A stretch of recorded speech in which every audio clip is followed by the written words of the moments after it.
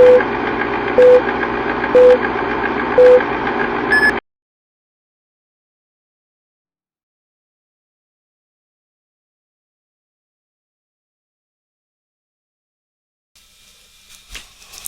up? How you doing? How you doing? How you doing? Man, it looks like, it says I posted my last video like 13 days ago. So that means I've been doing other shit. Doobie-doobie-doobie-doobie-doo. Yeah, I'm a gamer. But other than that, man, how you doing? How your mama doing? How your daddy doing? How your brother doing? How your sister doing? You know what I'm saying? How your closest associate doing? You know what I mean? You got some good people around you? I hope so. Alright, to get into this video, I was watching this video, this interview with David Banner. And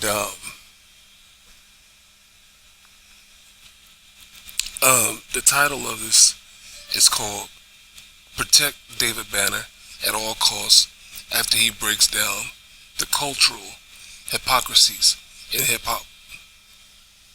In this video, there's some things that he has said that I agree with. Some of them things are like, he mentioned if I'm was born in the 70s, and so my generation had to deal with the parents.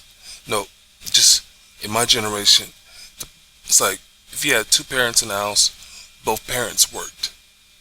All right, because the lower class, it's like they try to say we had a middle class, but then they also try to say that we had a lower middle class, and then they said that we had a higher middle class.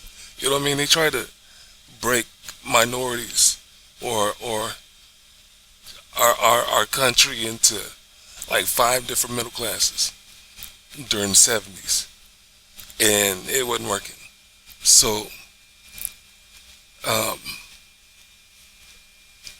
I'll just say this: my mom tried to keep a dude in the house, and both of them would work, and whenever she was by herself, she still worked. All right. So in saying that, it's just that me and my siblings was left at home. Now, we were the type of kids where you could leave us at home and, we didn't burn down the place and fuck up shit. Alright? Pretty damn disciplined. But the only thing we could do was sit down and watch TV. My mom was the type of parent that'd be like, yo, read these books, you know what I'm saying, to kill your time. Do some book reports, things like that. Or go to the library, things like that, you know what I'm saying? So, what David Banner had said was, you got the generation, like Kendrick Lamar, J. Cole, their generation, was basically left at home and all they had was music. Because if you do your timeline, research on the timeline, the kids in the 90s basically were the kids of either crack dealers or their parents was hooked on crack. So the kids in the 90s they was basically raising themselves, and so their only entertainment was music because nobody could really afford TV in the first place. All right, and when you don't have anything to keep you in the house, you're gonna be out running the streets. All right. So the thing about hip hop in the '90s was that hip hop was trash. Now you need to do some more research on what I'm about to say right now. Private prisons had basically made a deal with record companies to have hip hop artists promote the streets, drug dealing, all the shit that could keep the door rotating at prisons. Okay? And so when it comes down to the kids just getting their influences from music, and the music is trash, then that's really all them kids know. Now, my generation, at least we did have, we came off of the end of the era where you had melanated people on TV, the Cosby Show, Different World,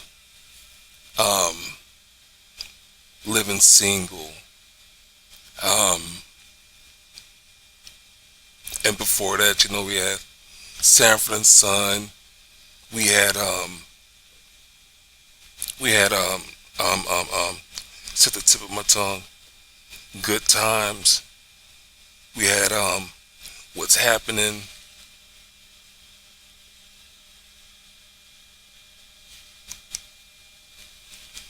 We had you know, it just basically shows that, you know, will keep the youth in the home quiet and glued to the TV.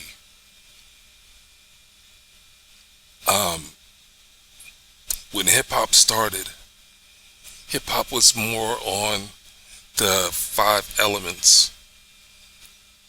Basically, you had the DJ, you had the MC, you had graffiti, you had breakdancing, and the fifth element was I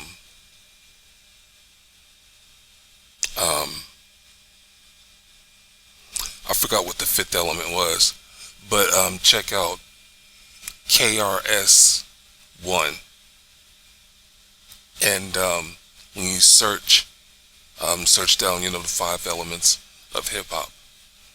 KRS-One, he really breaks it down, and so there was a lot more conscious rap as well. You know, you had a lot of folks from the projects that actually read a lot more, and whenever they rapped about something, they had some sort of substance in their rap. Even when they dissed you, you know what I'm saying? It was like, it wasn't corny. You know, you couldn't be a popular freestyle artist spitting bars that are corny. Alright? So, what fucked up hip hop was money. Getting commercialized, going on tours. You know, it was money. Money corrupted hip hop. It's like, if you got the money, the people that was giving you the money was also telling you what was making the money, what type of music was making the money. It's like records aren't selling because you're rapping about this or you're rapping about that. Well, we need you to rap about something that's going to bring people in. Alright, so David Banner also in this video was talking about politics. I personally don't give a fuck about politics because, for one, the people that came over here and colonized this country was basically just running from their cousins that they just couldn't get along with. You know what I'm saying? It's like being upset with your in-laws or being upset with your family because your family wants you to go to one certain church and you don't want to go to that church no more. Or you know what I'm saying, someone's telling you you need to pay taxes and you're like, no, I don't want to pay taxes. You know what I'm saying?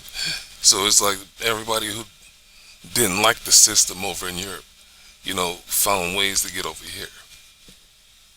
And then there was another thing of people who couldn't afford to live over there in the European countries, Scotland, all those folks there, Italians, Sicilians, the folks who just couldn't live over there for whatever reasons.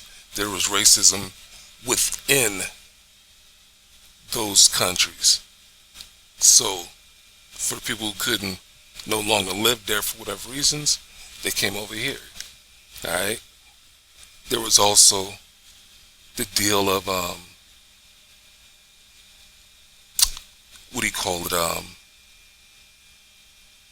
it's a certain type of slavery where I think it's indentured slavery.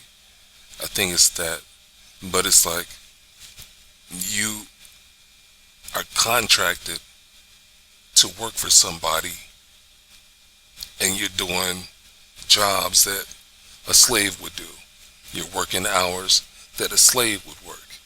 Alright, so the difference between the melanated slaves that was forced to come over here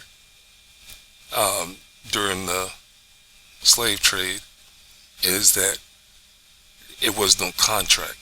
There was no deals. There was no fairness on majority of the part of that slave trade. But you had other immigrants that were able to come over to this country after it got colonized, and they worked for their freedom.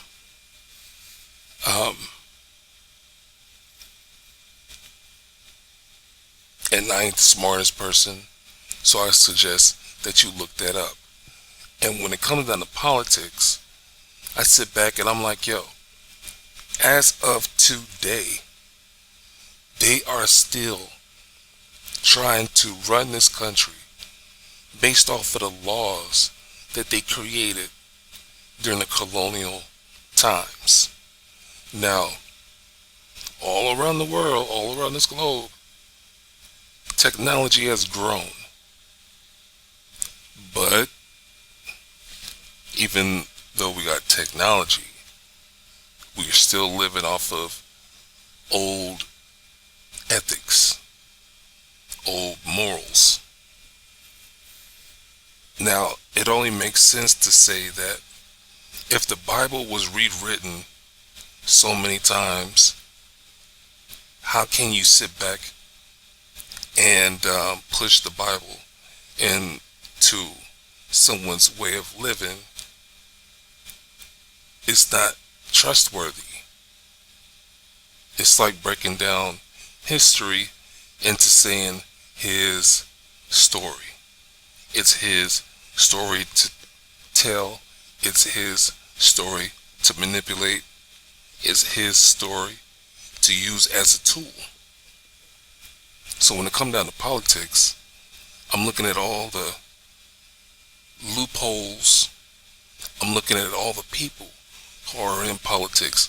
Let's say you got a person who didn't get along with everybody that was punked in school, because they was more into their books and education, and they grew up mad at the world, or mad at, just mad. They just grew up mad. and they turned into the leaders. You know what I mean? What do you think they're going to do?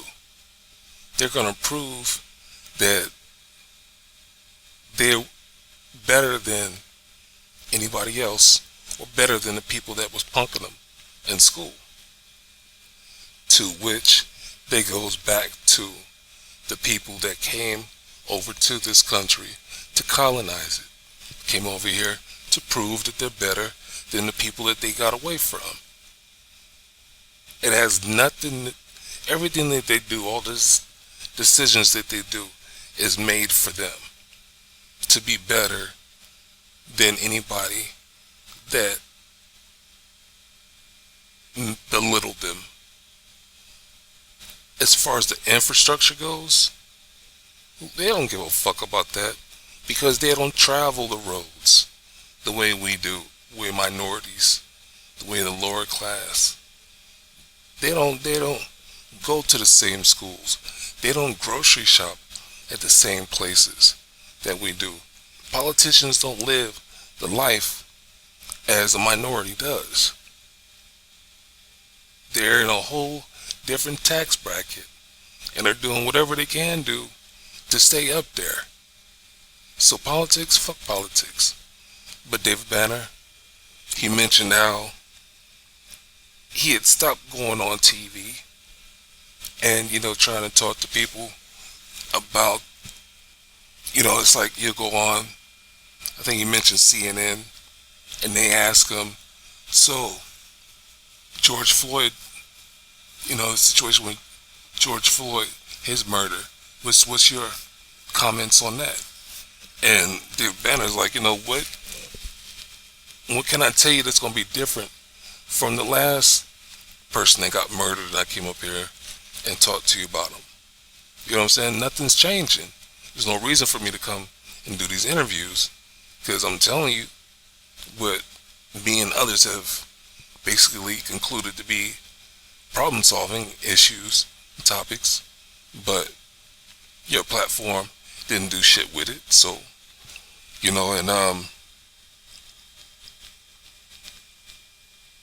he mentioned a lot of other things that I think is worth you watching this video. There's a lot of questions that these young men over here asked David Banner. Now, what I want to tell you that means the most to me is, David Banner is not a perfect person. He was doing the same shit that other hip-hop artists was doing back in the day. And that was, he basically, in this video, he basically says, man, if you look at yourself 10, 20 years ago, you ain't gonna like what you see. You know what I'm saying? And so, now, him being the man that he is now, his music is a lot different. It's on some grown up shit. You know what I'm saying? And so, one of the biggest things that they talk about in this video is, what can we do with the youth? And one of the important things that was said as an answer was based off of, the leaders who are going to be, or who, they asked David Banner who he thought the leaders should be. Talk about role models and things like that. And so, I have made a lot of videos, and I've talked my shit about how we should be, or how we can be, better people in this country, in this world. It's not a thing of skin color, because I'm wise enough to know that if we come from Africa and we just branched out from, branched out to the rest of the world. But if our if we come from Africa, if that's the point of contact, or the first place where if that's the place where we're supposed to come from, and we just branched out from there, and we evolved to the climates that we lived in, then to me, it don't matter what color a person is, we are still one people. Now, we're different types of people when it comes to ethics, morals, and ways of thinking, because throughout all this time, we've had to live differently. But to get to the bare bones of it, to the DNA of it, we're all one people. And I hate that we have gone all this time keeping ourselves separated to the point where there's hatred. I understand not want to being around somebody because you just don't get along with them. I understand that. You're supposed to get away from somebody that you don't get along with. But you're not supposed to you're not supposed to keep so much hatred in yourself to want to go fuck them up. Just because, like when it comes down to survival. Just because you can't survive in the climate that you live in and the environment that you live in, it don't mean you need to go fuck up somebody else's livelihood and steal from them, kill them for what they got. That ain't right. But the flaws that's in our DNA as mankind, we got that in us. Alright? It's like one of the main things that separates us from animals, from the other beasts and creatures that's out there in the world. It's like, let's put it like this. Lions, they only eat certain animals. Alright? Elephants only eat certain vegetables and grains or whatever. Impalas, they only eat certain things. You know what I'm saying? Other meat-eating carnivores, they have their limit of what they eat. You know what I'm saying? They eat what's around them. So let's say that let's say a jaguar was out hunting one day and he couldn't find anything to eat. Well, that motherfucker go to sleep hungry, but the next day he go out on the prowl within his territory and does some hunting. Some other animal that's on his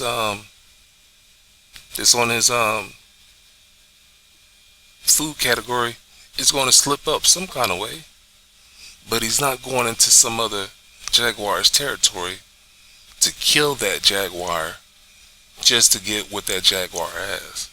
Does that make sense? It's crazy, but mankind has done that. So I say fuck religion and fuck politics, because it's been a tool to keep other people oppressed, and that ain't cool. It's not cool at all.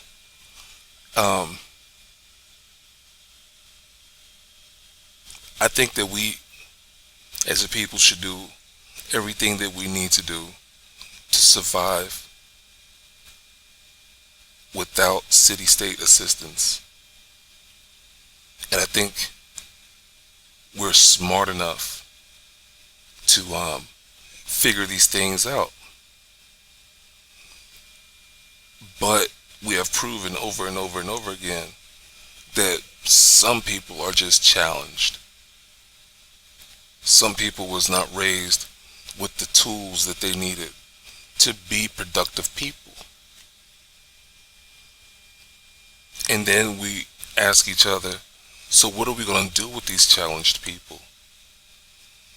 Well, once again, if you do your research, you'll see how there were laws that kept people off the streets, basically for a certain amount of money. You had people that would pick up people off the streets and basically sell them to hospitals, to insane asylums, to prisons, and other places like that. And it's like humans test science on other humans. Humans use other humans for labor, cheap labor. And after you had so many people protesting, saying that that was wrong, well, then that's when we had our homeless problems. Because you had somebody who was challenged mentally and didn't know how to become a productive person. So what they do, they live out on the streets. Now it's crazy that they're smart enough to beg for money. They're smart enough to get into a city or state program. You know what I'm saying? They're smart enough to make somebody feel some sort of sympathy for them in order for them to get some help some kind of way. But they're not smart enough to be independent people. And there need to be an answer for that. And you got people who are so codependent that they'd rather be broke and homeless than to go out and work a job, to go out and educate themselves. So when I watch videos like this, you know, I listen to what a person is saying, and then I think about if what they're saying is going to help our community or if it's not going to help our community. And I like to, when it comes down to a video or a movie or a documentary, for the most part, I like to listen to it all the way through. But then it gets to a point where a person, I can only listen to so much ignorant shit, and I had to leave that video alone. It's kind of like with my videos. I am not afraid of a person cutting my videos short and disagreeing with what I say. I'm not afraid of that. I can only appreciate that they tried to listen to the shit that I talk about. Now, I'm the type of person that loves sociology. I like the study of people. Alright? And I have not come up with a conclusion on what I think about with people because my thoughts are growing. That's why, you know, my channel is called Growing with Podrey, because, you know, I'm constantly growing and I'm not afraid to learn. So it's like, I think that we all can be role models, and I think we're all in a position to be a leader. I think we're all capable of showing someone that there's a better way of living, and I think we're all capable of being an asset, being a tool for somebody. You know what I'm saying? Like guiding somebody into the right direction. This whole religion thing, you know, it's like if you're having good thoughts, cool. If you're having bad thoughts, you need to get that shit fixed. You know what I'm saying? And it's like you gotta know the difference of the things that you do with your thoughts. Did I say that right? You gotta know what to do with your thoughts, period. Yeah, I mean, you can't act on all your thoughts. It's kind of like somebody who says everything that comes to their mind. They have no filter. You got some people that can't lie. They're like, I'd rather give you the brutal truth than to lie to you. You know what I mean? And you got some people that are bullshitters. So we got so many type of people out here. And it's just, man, I'm like, some of the wisest people, I think they remove themselves from problems. And they do that despite what other people think about them. Hold on, I got something I want to read.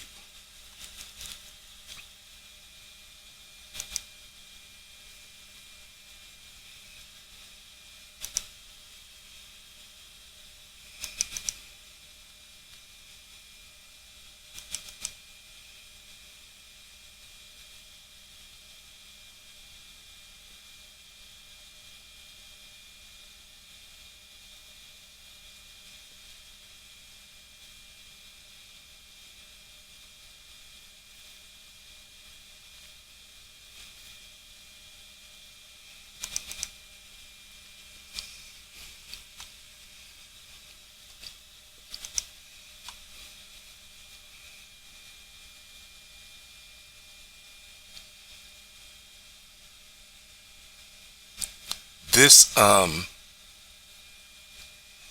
picked up on this, I don't know if it's a poem or whatever. I picked up on this when I was a kid. And the way that I was able to pick up on it was like little segments of this. You know what I'm saying? I heard little segments of this at a time. But this is called If, and it was written by Rudyard Kipling. But it says, if you can keep your head when all about you are losing theirs and blaming it on you, if you can trust yourself when all men doubt you, but make allowance for their doubting too, if you can wait and not be tired by waiting or being lied about, don't deal in lies, or being hated, don't give way to hating, and yet don't look too good nor talk too wise.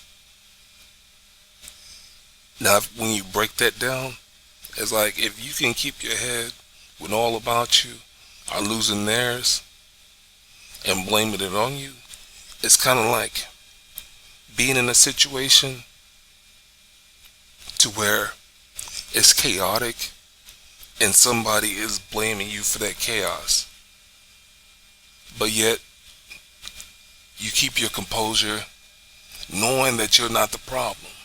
Okay? Then it says, if you can trust yourself when all men doubt you, but make allowance for their doubting too. It's like, yo, if you're around a bunch of people that doubt your way of thinking, doubt your ethics, doubt you as a person, period. You know what I'm saying? I think there's times when you sit back and you be like, well, I wonder why they fucking doubt me. I'm not crazy. I'm not crazy. So why the fuck are they doubting me?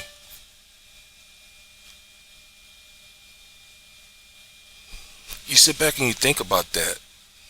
And, you know what I'm saying, you don't let that change you in a very bad way. But you gotta believe that you're not perfect. And then it says, if you can wait and not be tired by waiting. It's like, man, patience is the key to all things. Not, it's one of the keys to growing up, period. It says, or being lied about. Don't deal in lies. It's like, you know what I'm saying? You ain't gotta lie to kick it. You ain't gotta sit back and you ain't gotta sit back and lie on somebody just because they lied on you. That type of thing. It says, or being hated, don't give way to hating. Just because somebody don't like you, you remove yourself. It's like if somebody don't like you, you just remove yourself from that presence. You ain't gotta be around somebody. You know what I'm saying? Especially if it fucks with your spirit. You know what I mean? You ain't got to be like that person who's disliking you. You just remove yourself away from that person. And it says, and yet don't look too good nor talk too wise. We're not all beautiful people on the outside. Beauty is only skin deep. So it don't give a fuck about your looks in this world. Looks can only get you so far. And if you're not the wisest person in the world, and you can't talk the way that you need to talk to survive, then there's always a process of learning. For real, for real. But check out this poem, because I'm about to get off of here.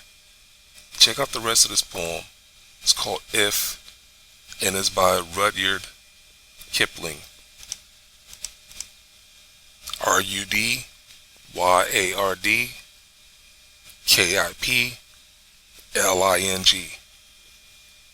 And break it down for yourself, or find a way to break it down so you can understand it yourself. You know what I'm saying? And even if you're wrong, just the point of you trying to learn something is a good positive thing. And you keep trying until you get it right. When it's about getting an understanding of anything in life.